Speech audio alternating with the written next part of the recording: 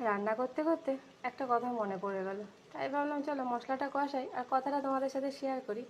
আমি 4-5 দিন আগে একটা জায়গা দিয়ে পাস হচ্ছিলাম, একজন বয়স্ক মাসিমা আমাকে দাঁড় করিয়ে বললো আমার হাতে খুব ব্যথা। তা আমি জিজ্ঞাসা করলাম কি হয়েছে, কিসের ব্যথা?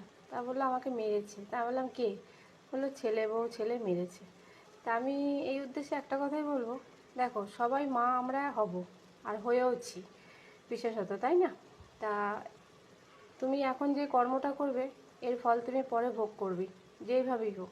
তাই আমি এইটুকুই বলবো, মনের যদি মিল না থাকে, কথা বলতে ইচ্ছা না করে, মুখ ফিরিয়ে থাকবে, কথা বলবে না, কিন্তু বয়স্ক একটা শাশুড়ি গায়ে হাত দেবে না, কেন তুমিও মা হবে, তুমিও শাশুড়ি হবে, তাই না? তাই শাশুড়ি গায়ে হাত দেওয়াটা এটা ঠিক না, এটা আমি মনে করি।